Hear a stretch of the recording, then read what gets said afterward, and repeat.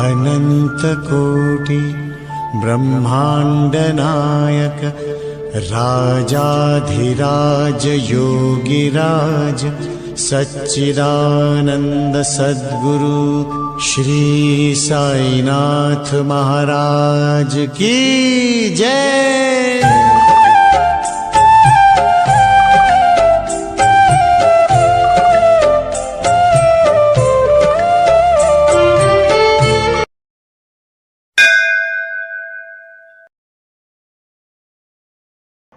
मेरा नाम सपना श्रीवास्तव है और मैं मेरठ में रहती हूँ, बट मैं कानपुर की रहने वाली हूँ। बट मेरे हस्बैंड मेरठ में जॉब करते हैं, तो हम मेरठ में ही रह रहे हैं। और मेरा मायका और मेरा ससुराल सब कानपुर में है। तो अभी 26 अप्रैल 2021 की बात बता रही हूँ कि हमारे घर पे 26 अप्रैल के पहले से ही मेरे मायके में मेरी मम्मी, मेरे भाई, दोनों भाई और मेरी भाभी, इन चारों को फीवर आ रहा था। तो ये लोगों ने डॉक्टर को दिखाकर मेडिसिन लेकर इनका बुखार ठीक हो गया। बट 26 अप्रैल के बाद मेरे जो बड़ा वाला भाई है, सबका फीवर ठीक हो गया था।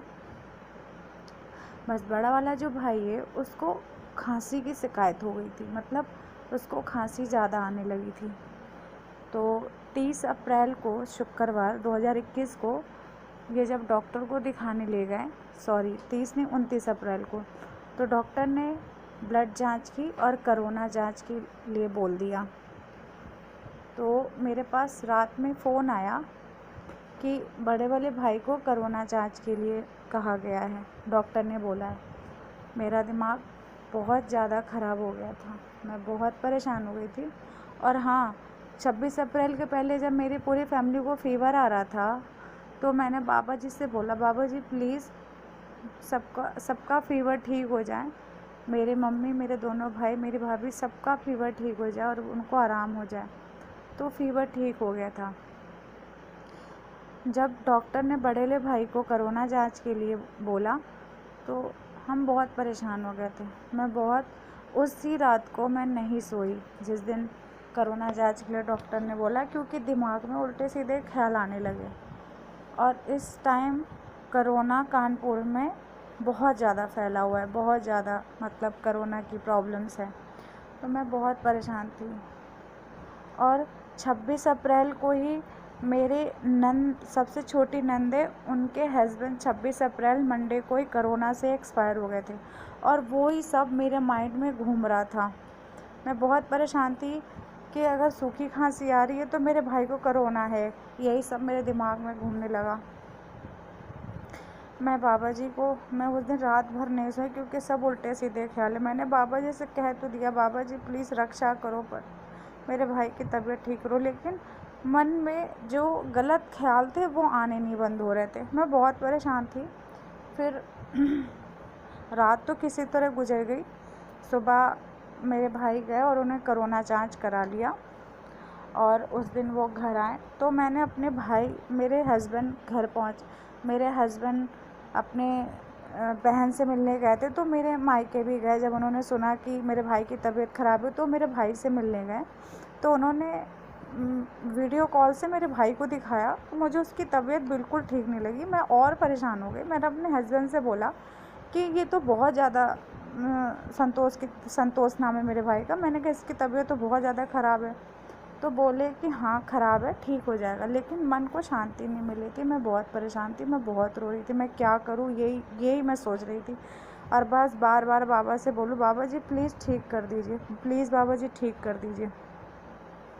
और मैं कष्ट निवारण मंत्र भी पढ़ रही थी, बट मन को एक जो मन में जो उलझन थी वो ख़त्म नहीं हो रही थी। मैं बहुत बहुत रो रही हूँ, बहुत परेशान थी। तो उसके बाद क्या हुआ कि भाई की खांसी और तेज़ हो गई। मतलब यहाँ तक कि ये पता चला, फ़ोन पे मेरी बहन ने बताया, मेरी सिस्टर ने, कि भाई को इतनी खांसी आ रही कि वो वॉमिट कर दे रहा, उल्टियाँ हो रही हैं उसे। मैं बहुत परेशान। बस मैं यही बाबा से बोलूँ बाबा जी प्लीज़, मैं कुछ नहीं जानती, आप मेरे भाई को ठीक कर दीजिए, उसकी खांसी ठीक कर दीजिए। दूसरे दिन सुबह पता चला कि हाँ, खांसी में आराम है। डॉक्टर ने वो लिखा था दवाई की, मतलब खांसी की दवाई दी है तो खांसी में आराम है। बट मेरा दिमाग काम नहीं कर रहा था। 1 मई को पता चला कि जो ब्लड चेकअप कराया था उसमें टाइफाइड का शिकायत आया है बड़ेले भाई का, मतलब संतोष श्रीवास्तव का जो ब्लड चेकअप हुआ था उसका टाइफाइड की शिकायत आई। और बहुत हम उससे ही परेशान हो गए थे क्योंकि कोरोना जांच का अभी भी रिज़ल्ट नहीं आया है। तो क्या हुआ, और उस दिन ये भी पता चला सैटरडे वाले 1 मई को कि मेरी मम्मी की भी तबीयत ठीक नहीं है। उनको बहुत ज़्यादा कमज़ोरी हो रही, इतनी कमज़ोरी हो रही है कि वो बोल भी नहीं पा रही हैं। ये सब मेरे दिमाग में एक तरह से भर गया और मैं इतनी परेशान हो गई कि मैं बाबा जी के पास सामने बैठकर मैं उनसे लड़ने लगी। मैं उनसे उल्टा सीधा बोलने लगी। मैं लड़ गई बाबा जी से, और लड़ के फिर मैं बहुत रोई। बट ऐसा लग रहा था वो सामने बैठे हैं और वो सुन रहे हैं। मैं बस यही बोल रही थी, बाबा जी आप कानपुर जाइए और मेरे भाई, मेरे परिवार की रक्षा करिए, उन्हें ठीक करिए। कोरोना मैं कुछ नहीं जानती। और मैं साईं सचित्र की 13वां अध्याय भी पढ़ने लगी, कष्ट निवारण भी पढ़ने लगी, साईं कष्ट निवारण भी पढ़ने लगी। मैं बहुत परेशान हो गई थी। उस दिन मैं बाबा जी को 1 मई को 9 साढ़े 9 बजे रात तक मैं बाबा जी के पास बैठी रही उनके सामने, और उनको फिर गले लगा करके मैं बहुत रोई। और बस मैंने इतने ही बोला, बाबा जी मैं नहीं जा सकती वहाँ कानपुर, क्योंकि मेरे साथ मेरी छोटी बच्ची है और मुझे नहीं पता उन्हें कोरोना है या नहीं, मेरे परिवार को। लेकिन आप सब जानते, आप ठीक करेंगे, कोई ठीक नहीं करेगा, आप ठीक करेंगे। मेरे माई बाप, मैं आपको अपना बाप मानती हूँ, अपना पूरा परिवार, और मेरे परिवार की रक्षा आप करेंगे, आपके अलावा कोई नहीं हमारा। मैं यही सब कह के बस हाथ जोड़ती रही, रोती रही, और मैं यही कहती रही, बाबा जी मदद करो साईं, मदद करो, मेरे परिवार को बचा लो। यही सब मैंने कहा। मेडिसिन उनकी जो कोरोना की मेडिसिन थी वो भी चलती रही। और कल शाम को भी मैंने अपने भाई को फ़ोन किया, तो मेरे भाई ने, मतलब उसकी मुझे जो बात कर रहा था उससे मुझे ये नहीं समझ में आया कि हाँ वहाँ स्थिति ठीक है कि नहीं, घर की तबीयत ठीक है कि नहीं सबकी। रात में मैंने बहन को फिर फ़ोन किया शाम को, कि मैंने घर पे फ़ोन किया था, लेकिन छोटा वाला भाई ठीक से बात नहीं कर रहा था। पता नहीं उनके घर में सबकी तबीयत ठीक है या नहीं। मेरी बहन ने रात में फ़ोन किया, तो फिर मेरे पास फ़ोन आया रात में कि हाँ मैंने फ़ोन किया था दीदी, सब लोग ठीक हैं, किसी को कोई दिक्कत नहीं, एकदम ठीक है। फिर उसके बाद मैं बहुत मेंटली डिस्टर्ब हो गई थी। फिर मैंने आज, मेरी 4 मई है आज 2021, आज मेरी जब घर पे बात हुई तो सब लोग घर पे हंस रहे थे, खुश थे, और पता चला कि सबकी तबीयत ठीक हो गई है। भाई का जो पल्स रेट 90 था वो भी कोई दिक्कत नहीं है, बिल्कुल ठीक है। टाइफाइड भी आराम है, कोई दिक्कत नहीं, सबको आराम है। तो मेरे बाबा जी ने मेरी सुनी, और सुनकर मेरे भाई की तबीयत ठीक कर दी, मेरी मम्मी की तबीयत ठीक कर दी। जो वो अभी तक बोल नहीं पा रही थी वो हंस रही थी, बात कर रही थी। छोटेले भाई की भी ठीक है। तो बाबा की महिमा अपरंपार है। मैंने बाबा जी से बोला था, बाबा जी मेरे परिवार की तबीयत ठीक हो जाएगी तो जैसे सब अपना एक्सपीरियंस शेयर करते हैं, सबको बताते हैं, वैसे मैं भी पूरी दुनिया को अपना एक्सपीरियंस बताना चाहूँगी। मैं यही सोच रही थी और लेटी हुई थी। मैं कैसे सबको अपना एक्सपीरियंस बताऊँ, कैसे मैं सबके सामने अपना एक्सपीरियंस शेयर करूँ।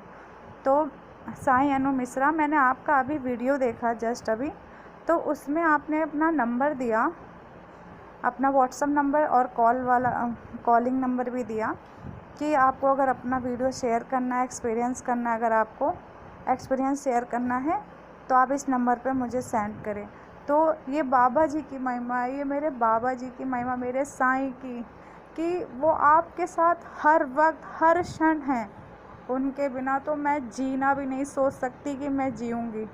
आज सिचुएशन ये है कि मैं मेरठ में हूँ और मेरे हस्बैंड का ट्रांसफ़र हो गया राजस्थान में, वो वहाँ है। इस कोरोना की वजह से ना मैं वहाँ जा पा रही हूँ, ना वो हमें लेने आ पा रहे हैं, और रूम भी नहीं मिल रहा। लेकिन मुझे अपने बाबा जी पे पूरा भरोसा है कि ये भी प्रॉब्लम सॉल्व कर देंगे। मेरी बाबा जी से यही विनती है कि कोरोना की बीमारी भी हमेशा के लिए ख़त्म कर दें। बाबा जी से मैं कुछ भी पूछती हूँ ना, तो वो किसी न किसी तरह से मेरे बातों का जवाब देते हैं, किसी न किसी तरह, किसी भी रूप में, कैसे भी, चाहे वो फ़ोन से हो, चाहे यूट्यूब से हो। वो मैं यूट्यूब 24 मतलब मैं जब तक आँखें मेरी खुली रहती है ना, जब तक मैं सोती नहीं हूँ, तब तक मैं वीडियो यूट्यूब देखती रहती हूँ। तो वो यूट्यूब के द्वारा ही मुझे हर मेरे सवाल का जवाब दे देते हैं। तो मुझे अपने बाबा जी से पूरा भरोसा है, ऐसे ही सबकी प्रॉब्लम ख़त्म करेंगे, सॉल्व करेंगे सबकी प्रॉब्लम्स को। मेरे पास बाबा जी की बहुत सारे एक्सपीरियंस है, बट मैं यही एक्सपीरियंस शेयर कर रही हूँ। आगे भी मैं अपना एक्सपीरियंस शेयर करना चाहूँगी। और थैंक यू सो मच, आप मेरा एक्सपीरियंस सबके सामने शेयर करेंगी। थैंक यू सो मच बाबा जी, आपकी हर मनोकामना पूर्ण करें, आपके परिवार की रक्षा करें। ओम साई राम। श्री सद्गुरु साईनाथ महाराज की जय।